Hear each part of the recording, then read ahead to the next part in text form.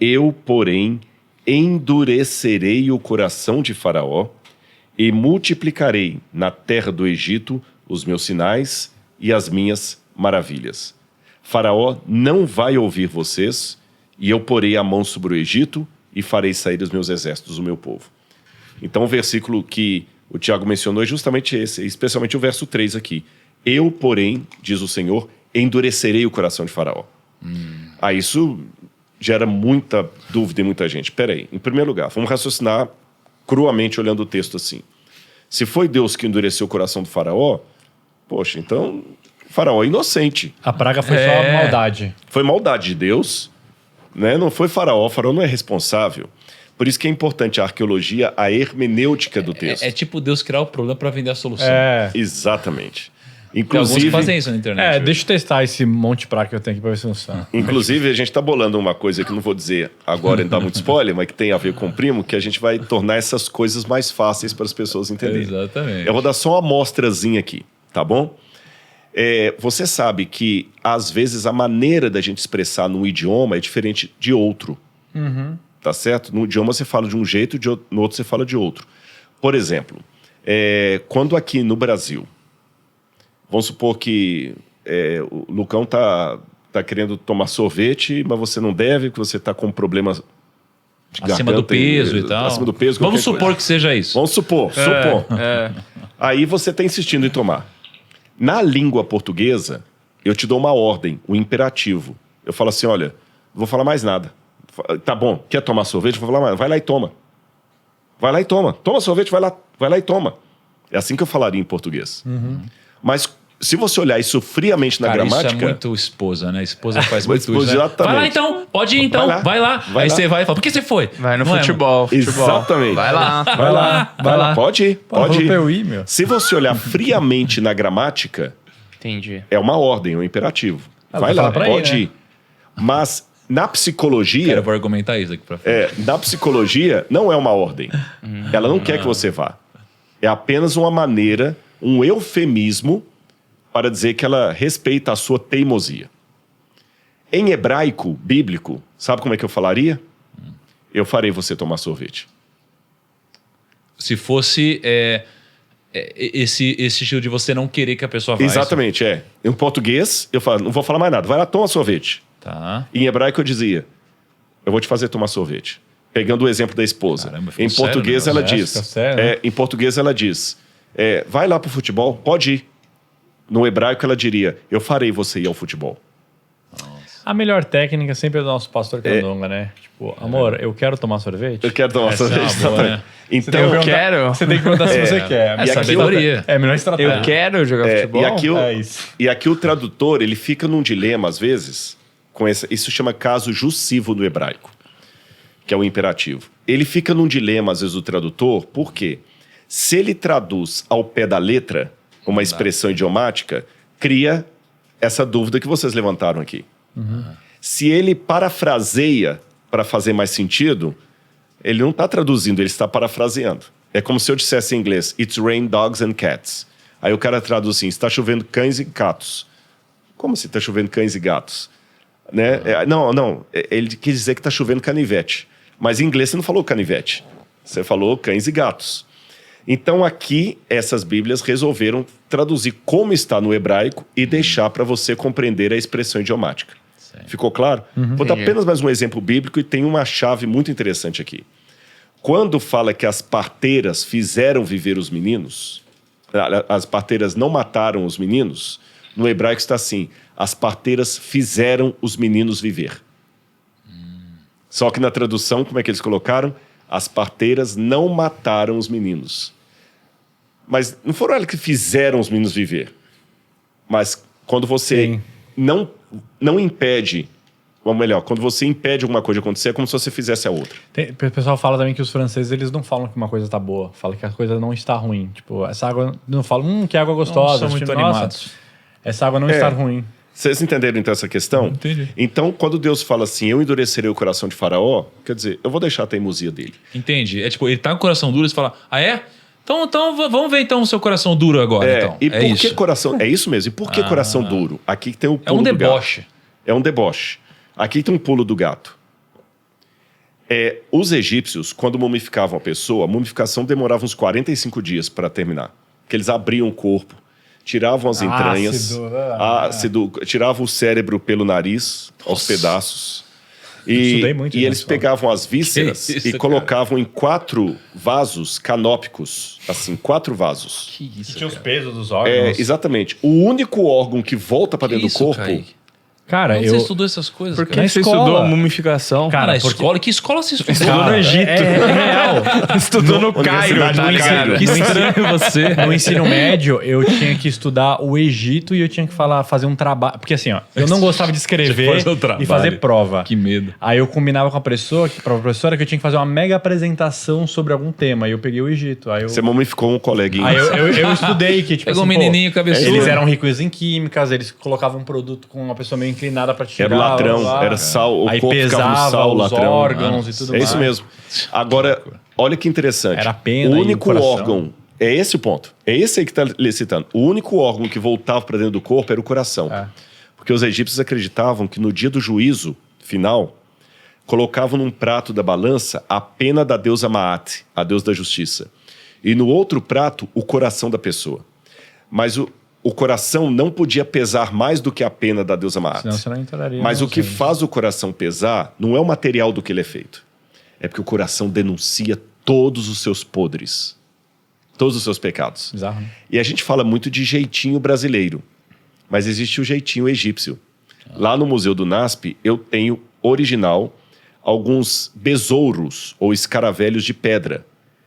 O que eram esses besouros de pedra? O faraó ou o vizir, a pessoa que era rica, mandava um sacerdote confeccionar para ele um coração de pedra na forma de besouro, Um coração de pedra. Com peso, né, do com coração. peso.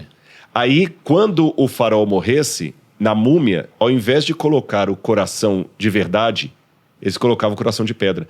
Inclusive, eu tenho raio-x, uma hora eu posso mandar para você no zap aí para vocês verem. Eu tenho lá em casa raio-x de múmia. Raio-X. Raio-x de múmia. Fazer tomografia computadorizada para você conseguir olhar dentro da múmia sem Sem abrir, tirar né? as bandagens. E aqui você vê o escaravelho de pedra bonitinho aqui no meio, Sério? por dentro. Nossa. Então, por que eles colocavam o coração de pedra? Porque eles acreditavam que aquele coração de pedra enganaria os deuses. No dia do juízo... Os caras não basta enganar a gente, que engana Deus. Exatamente. No dia do juízo, ele pode ter feito o que ele quisesse. Ter traído a mulher dele, podia ter desfalcado na empresa, roubado verbas públicas. Ele pode ter matado o Papa, não tem problema. Por quê? Se ele tem na múmia dele um coração de pedra, no dia do juízo, a pedra não conta seus pecados. Então, bota a pedra na balança, ela nunca vai pesar mais do que a pena da deusa Maat, mesmo sendo de pedra. Então, na cultura egípcia, ter um coração de pedra era a segurança de que nada ia te acontecer no juízo final, independente dos crimes que você Os cometesse. caras eram doidos, os caras se enterravam até com ouro. Não, mas tá eu não certo. entendi. Peraí, mas o coração de pedra pesa mais que a pena. Mas lembra o que eu falei? O que fazia no juízo final o coração pesar não era o material do que ele era feito, ok. que era um juízo místico. Entendido. Era entendi. diante Como não tá com coração, não da tem que deusa pesar. Maat. Entendi. Era uma balança metafórica. Metafórica. aqui, entendi. Tanto é que tem o livro dos mortos, você deve ter visto, que tem o deus Tot pesando a pena de um lado e o coração do outro, sabe? Então, assim, o coração pode ser feito de chumbo. O que o faz pesar, Tem a carga de pecados. dele, né? exatamente, ele é a caixa preta da sua vida. Os egípcios, eles acreditavam em pecado? Sim, Sim. sim, você tem muita. Tinha um Ele tava em código de vida ética após do a Egito. morte. Exatamente, tem um código de ética enorme dos egípcios. Então, pelo código de ética egípcio, o faraó também. Ele sabia que ele tinha que responder diante dos deuses, porque o povo dele estava sofrendo por causa da incompetência dele, por causa do orgulho Se eu dele. não me engano, eles também viviam muito pra vida após a morte. Sim. Né? A vida deles era dedicada pra ter uma Verdade. vida mais longa após a morte. Por isso que a casa do egípcio, se você for no Egito fazer arqueologia, você não vai encontrar nem a casa dos ricos. Ah. Você só vai encontrar a tumba. Porque o rico fazia casa de tijolo. Lembra que os hebreus eram obrigados a fazer tijolo? Porque aquela casa vai passar. Agora a tumba não, a tumba é a vida eterna. Caramba. Então, nesse Deve ter tido muita aspecto, gente ficou rica achando essas tumbas aí, né? cara? com certeza. certeza, Por com isso que certeza. Deus faz esse trocadilho.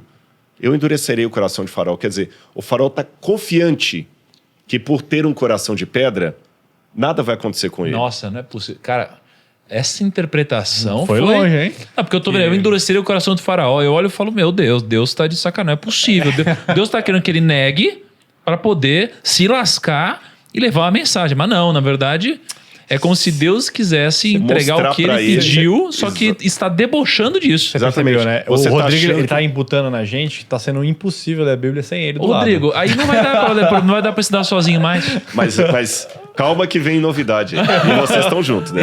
Caramba, Rodrigo. O Rodrigo Mas é verdade. bom. Ele cria o problema. Sim! E aí depois ele vende a solução como um bom empreendedor. Ele mostra pra você que tudo que você achou que você aprendeu nos últimos 10 anos Tá não tudo teve errado. nenhum sentido. Tudo errado. E ele fala, não é assim, ó, tão tudo fácil errado. comigo. Não, inclusive, quando eu tiver essas coisas, a gente pode explicar até com imagens e tudo, mas aguardem. Mas aguardem. O fato é que Deus estava não apenas zombando, mas falando assim, dando uma lição. Faraó, não adianta você ficar com o coração de pedra guardadinho lá, por quê? Aí isso é interessante, eu esqueci de falar, isso é importante para vocês entenderem mais ainda. O coração de pedra era confeccionado enquanto o sujeito estava vivo. Para que quando ele morresse, fosse colocado dentro da múmia dele. Cara, como que Você está entendendo? isso. Então, olha, você está confiando que esse coração de pedra te livra? Eu vou te mostrar que não. Deixa eu fazer uma pergunta off-topic.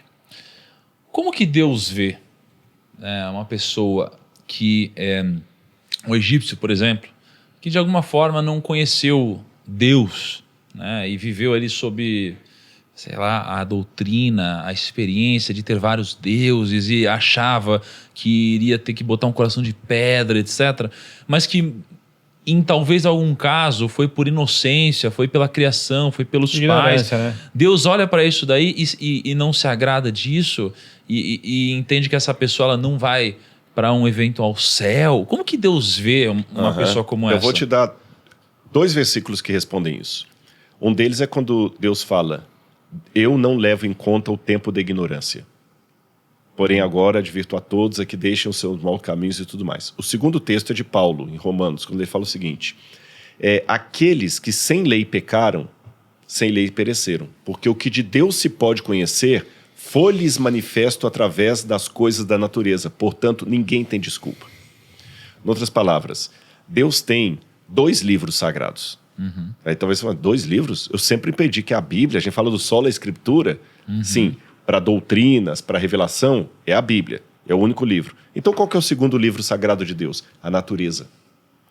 Porque aqueles que não têm Bíblia, pelo menos alguma ideia de Deus, pela natureza ele sabe, que tem um Criador, entendi. tem aquela... E Deus vai julgar a cada um de acordo com a sua resposta ao tanto de verdade de luz que lhe foi apresentada. Eu acho que é mais... Caramba, cara. É mais duro para quem... Tricky isso, hein? É mais duro para quem sabe e ignora do que quem Exatamente. E só por não, isso que assim... Não, mas o que o Rodrigo... Eu tinha entendido isso. Que aí, quando o Rodrigo trouxe aqui, ele disse assim, não tem desculpa. Não tem Se desculpa. não teve não. Bíblia para você, você tinha que olhar para a natureza e falar, tem um Deus. Isso eu acredito. E não só tem um Deus, tem um único Deus. E para se salvar, preciso me arrepender e crer. Cara, que complexo isso, hein? Mas é nesse nível, porque eu imaginei mais, sei lá, vamos supor, o cara que tá numa tribo, no mato e tudo mais. Eu acho que se ele tiver um coração pra ele, puro, mas ser tem um bom Deus do sol, tem um monte de Não, Deus mas se ele diferente. acreditar que, tipo assim, pô, existe um Deus que criou tudo aquilo pra ele pode ser salvo. Agora, se ele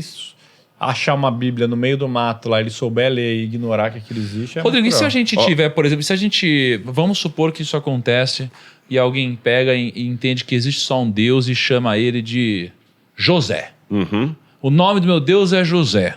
E a gente eventualmente está falando do mesmo Deus. Existe alguma implicação no negócio desse? Por isso que a gente não pode julgar as pessoas. Eu quero só ler a passagem de Paulo que eu mencionei. É Romanos capítulo 1, versículo 19. Diz assim, olha...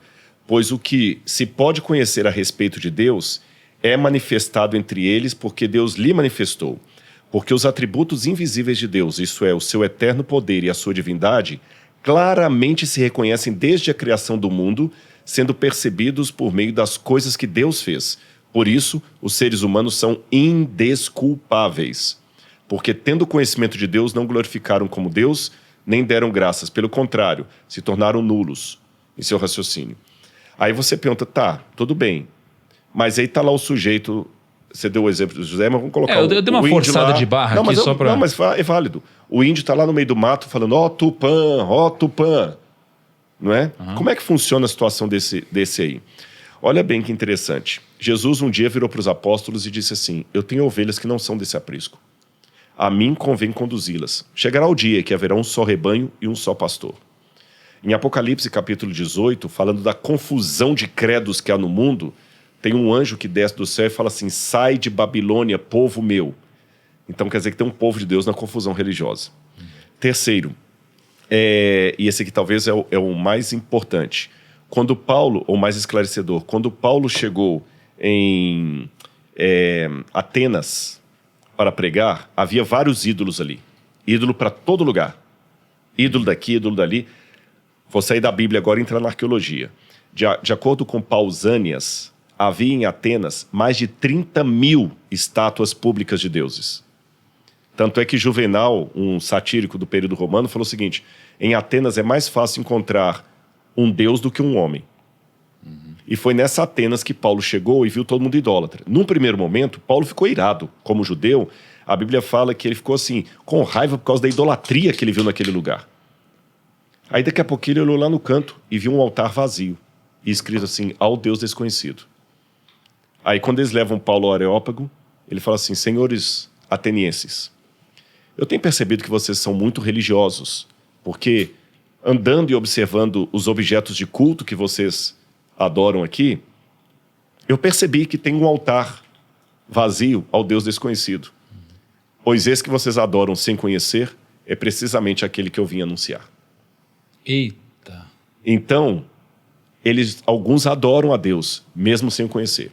Isto não significa que todos os pagãos vão ser salvos. Senão até é bobagem pregar o evangelho para ele. É melhor deixar o cara na ignorância. Não. Significa que mesmo no paganismo, ele teve um lampejo de luz que vai ser o suficiente para julgá-lo diante de Deus.